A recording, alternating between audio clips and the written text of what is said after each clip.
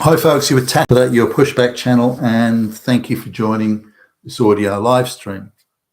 In this essay, I'd like to talk about just the extent and the improving and more desperate level of coordination that the globalists and their flunkies and stooges are engaging in.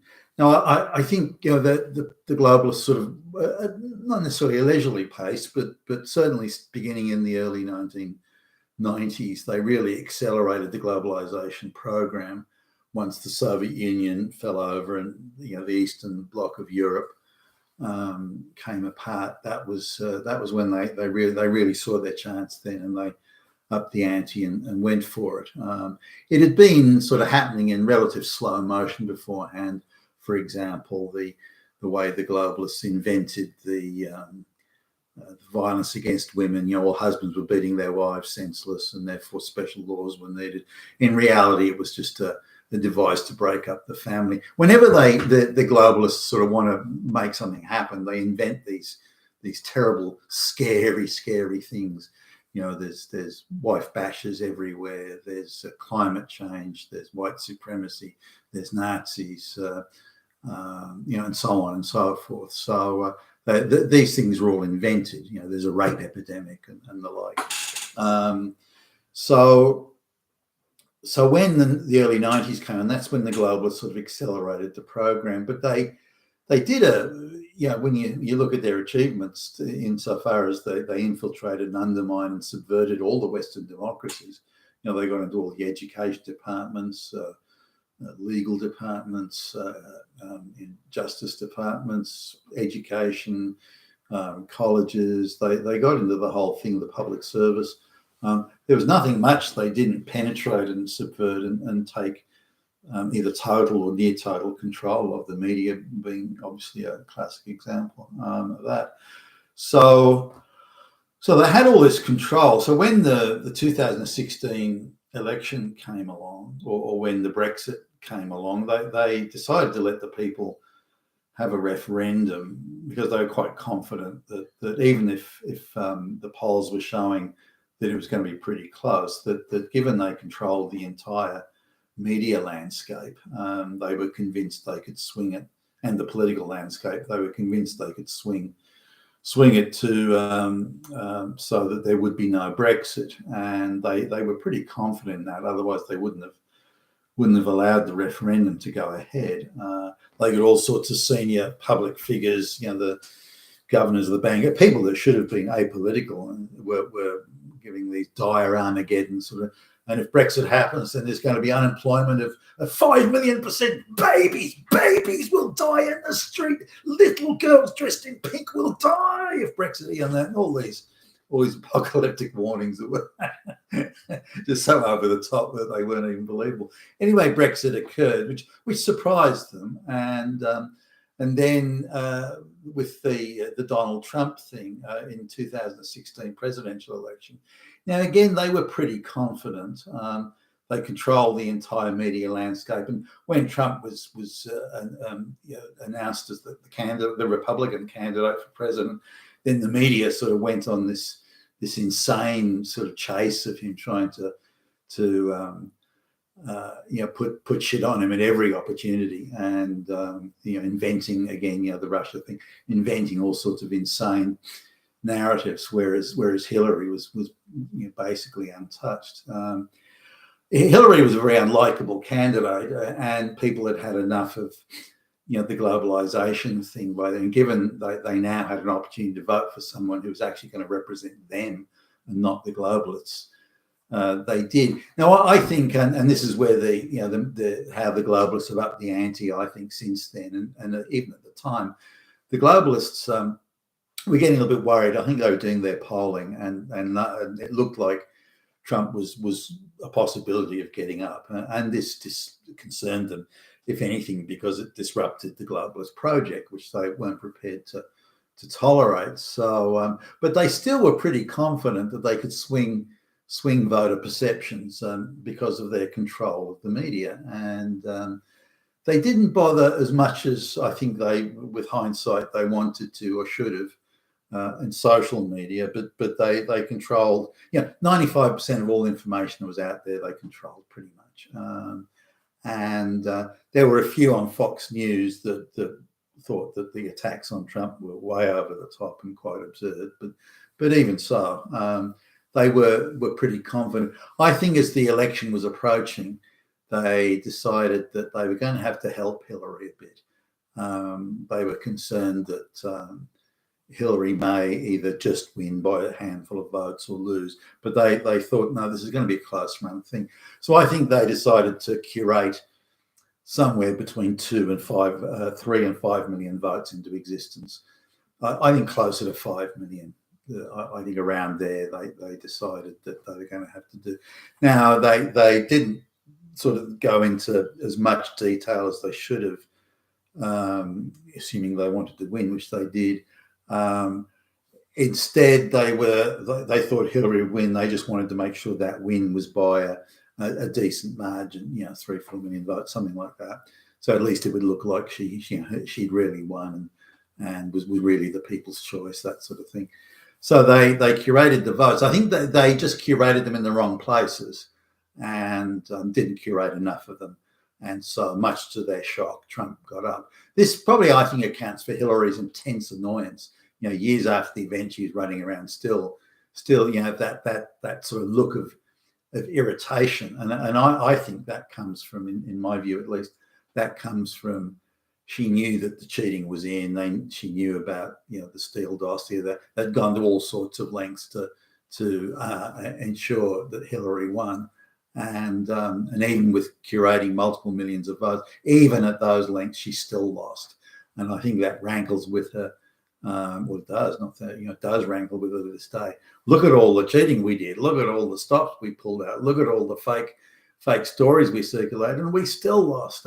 And I think she's irritated that the people on the ground game, and they would have talked and they would have strategized this. Well, what if we get? Well, do you think 5 million votes curated is going to be enough? I mean, the polls are looking good for Trump here. Do you think we should maybe get 10 million? What about that Florida? Do you think we should do? And they would have strategized that, and Hillary's advisors would have assured her that enough had been done. No, we've done enough. We've curated enough votes. We've invented enough votes. We've invented enough stories. We've got all the media on side. We've got the entire establishment on side. We've done enough. We've done all that we need to win. But it wasn't, and Trump still won, which shocked them. And I think Hillary was at those meetings, and I think she would have asked repeatedly, have we done enough? Do we need to do more? And they would have told, no, we've done enough, Hillary. Just relax, just chill out, sit back. We've got it won for you. And of course, she lost. And I think that's what is the source of her irritation in particular, in spite of all that cheating. And I think she's annoyed with her advisors for not having done more, or having believed that they'd done enough to get her over the line. That wasn't a mistake they were going to make again. And in 2020, in my view, they curated something close to 20 million votes for Biden to make sure he won. It was going to be that we are not going to take any risks. Trump's polling is looking good. We're not going to take any risks here. We're going to go the whole 9 yards and just invent 20 million votes for Biden, candidate Biden, just to make sure that he gets up. So it's there's not even a question mark about he's going to win, and we know it. So I think that was part of that. But we're looking, if you look at the globalist coordination on so many areas, in whether it be in Australia or the United States or elsewhere, have you ever noticed how many? They're sitting down and they're strategizing down to fine detail. Okay, look, we've got, let's get Bragg in New York to get Trump on this. Now, what date do we want Bragg to do that? No, I want to move it forward in the calendar by a week. Yeah, that'll do. And then we can get that Georgia thing. Now, has anyone organised that raid on Mar-a-Lago? And have you got the media there? We want all the media there. And can we get the media down there? And make sure that the raid is there. Now, remember, I want all the agents there. I want it to look serious. And can we coordinate with the Justice Department to do a press release on it, just showing how serious it is and how important it is, and and how no one's above the law. I want, can we get Schiff out of Congress and a few other people to talk about just no one's above the law? Swalwell, can we get them? Well, when can we have that? Can you get them on the nighttime news? Just the same night of the raid? Can you just make sure? Can you get so-and-so to write a speech for them so they've got that speech there ready to go? And can you coordinate that with CNN and the media to get that going? Good. Okay. Now that case over in New York, can we get? Who's that judge who hates Trump? That one judge. So yeah, let's get him to do it. We want him to hear that, and can we indict a grand jury? Can we impanel a grand jury to indict Trump? Can we get all Trump haters on that? Bragg and his people are taking care of that. Good. Okay. Can you just follow that up, Jimmy Jack? I just want you to make sure that jury is completely anti-Trump. Now, what about that case in Georgia, that thing in Georgia? Can we just get that indictment? They're ready to go tomorrow. No, I don't want that Georgia indictment to go tomorrow. Can you move that back? I want that to follow this one here. And have you coordinated with MSNBC on that? Okay, good. Just make sure that they've got that copy ready to read out when we give them the call. So can you, now we've got a judge down there. Can you just make sure that it's an Obama judge. He hates Trump, does he? Good. Can you make sure he hears that case and do that? And by the way, can you do so and so? Can you make sure the judge that they're going to file for a motion to dismiss that case because of so and so? Can you make sure that the judge has got some legal judgments on hand so he can just deny that straight away? Can you get a team over there to help him just make sure he's got that together? You've got that all good. Okay. Now I just want that prosecutor from so-and-so to also go on TV. Can you get him to go on the CNN to be interviewed on that night when we do the indictment on Trump about the such and so? You can't. Great. Now make sure you got a speech written for him. He's not too good on the camera. Or look, give him a few hours of media training. It'll take more. Okay, give him a few days of media training. Who's going to do that? We'll get that NGO to do it down there. We look after them. We give them plenty of stuff. So get them to do it. They'll do the media training for that guy, so he'll come across better. We want him to come across well. We want him to really sound like Trump's a bad guy. So you've got to get the media training so that he looks all serious and it'll come across well to the public. We might swing a few votes. Now on this voting, Billy Bob, can you just make sure that vote harvesting goes on there? And make sure those vote harvesters are trained. Again, get that NGO down over yonder there to give them the training and the drop boxes for good. Get those drop boxes going and make sure you're getting. I want those drop boxes full. I want them full of it. Now that's the level of planning that these guys and strategizing they're going to. It's at least that, if not more, and they've got these vast resources at their disposal to do all these things. Make sure we coordinate with Merrick Garland on that. Make sure we've got such and such, and can you just make sure that Zuckerberg has got this and so on. So they've got they're puppet masters in the extreme, and this is the extent. This is how far it's going, I believe, and these are they're less inclined to leave things to chance. Now they know as each day goes by, they're alienating more and more people. So and their argument and their narrative is convincing fewer and fewer people, in spite of their hammerlock on the media. But so instead of changing course or anything like that, they're trying to shut down all alternative opinions. Arrest anyone that doesn't agree with the narrative, and these sorts of things. So they're determined, as all ideologues do, by the way. They're determined to just push harder and harder and use more and more brute force to get their way, rather than to say, well, let's listen to what the people want, because they've no intention of doing that and haven't for decades now. We are putting the globalist project in place, and fuck the people.